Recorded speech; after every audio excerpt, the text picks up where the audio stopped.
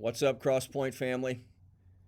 It's February the 7th. Can you believe that? February the 7th, that means if you meet that special someone today, you've got 7 days to fall in love before Valentine's Day. So get to work on it.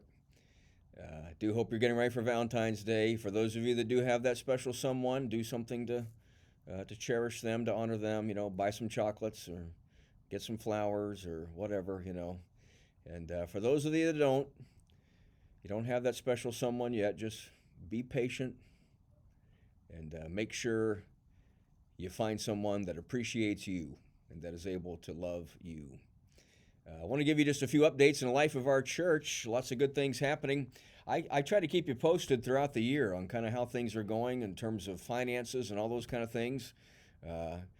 Some pastors only talk about money when things are going bad. I think the best time to talk about it is when things are going good. And we had a fantastic year. There were times we were averaging about 8% behind budget, which really wasn't an issue because we had changed some of the spending plan that we had put in place. But we ended up at 99.5% of our budget. Just a fantastic year. And a year that saw gas prices skyrocket and a lot of downturn in the economy. We had a great year. And so I'm so thankful for that. Praise God for his faithfulness and for your faithfulness in giving to our church family. 99.5%. I mean, some churches don't hit that close even in the best of years. And so I'm so thankful for that and trust God's faithfulness as we enter this new uncertain year of 2023. We also had our financial audit of 2022 and or 2021, I'm sorry, and everything came back well on that. Some good insight from the audit, and but very pleased with all of our checks and balances and all the things we have in place. So the church is just in a great place financially, and I want to make sure you know that. We have our Connection Luncheon, first one since COVID, first one since I've been here. We're having a Connection Luncheon for anybody that started attending the church in 2022, and the deadline to sign up has already passed, but I just wanted to share with you, 42 new additions to our Crosspoint family are going to be at that luncheon.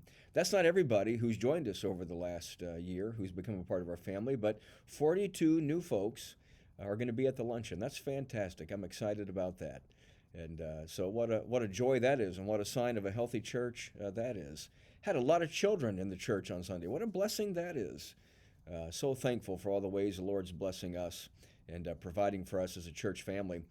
On February 25th and 26th, very important weekend, Faith Promise, where we talk about missions, where we talk about healing the city. And we have a special speaker. Her name is Anna Mona, coming over from Germany. And she'll be preaching for us that weekend. She'll present on Saturday. We'll have an evening meal together and time of worship together. She'll share there, talk about healing the city and our different Heal the City missions. She'll share what they're doing in Germany. We'll highlight what we're doing here. And then she'll preach for us on the 26th. I'm excited. Put that on your calendar. It's an important week in the life of our church. Missions is no longer some sidecar peripheral ministry like we made it for so many years. Missions is the core of our church. It's the heart. It's the engine that's driving us as a church family. So you'll want to be a part of that weekend. Faith Promise Weekend, February 25th and 26th. And then Lent starts Wednesday night, February 22nd, with our Ash Wednesday service at 7 p.m. The whole church is invited. All the youth, all the children, everybody comes and joins us. And it's a powerful service. I encourage you to come and check it out and to be in prayer about the season of Lent.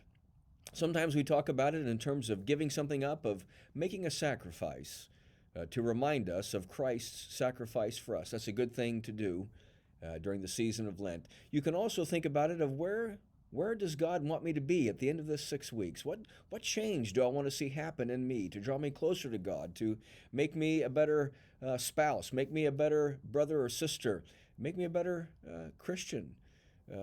What does God want to do in me? What change do I want to see over these next 6 weeks, these 6 weeks of Lent? Be in prayer about that. And during the season of Lent, starting on March the 5th, that first Sunday of Lent, Pastor Reverend Anna Mona will be with us. But on that Sunday, March the 5th, we're going to start a special prayer time in the sanctuary at 10 a.m., just for 15 minutes, a 15-minute prayer time. So maybe you're wondering what to do for Lent. Maybe you struggle with personal devotions, you struggle with reading the scriptures, you struggle with even your own personal prayer time. Make that a priority. 15 minutes once a week for 6 weeks. come to the church and spend time in prayer. It'll be in the sanctuary. We'll have Pastor Allen and I will be in there. We'll recruit some other leaders in our church to be there to be a part of that prayer time. And we're just going to pray. I'm going to call it our Prayer for Wholeness, Prayers for Wholeness, during the Sundays of Lent at 10 o'clock.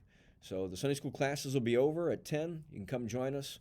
We'll start just a few minutes after that to give you time to make it. And we'll spend 15 minutes just praying for wholeness, lifting our prayers together. So make that a priority during the season of Lent. That's one thing, one easy thing you can do. Just show up a little early and spend some time in prayer. God's grace to you. Look forward to being with you on Sunday. We'll continue our series on the struggle for wholeness. And the next 2 weeks are going to be on prayer.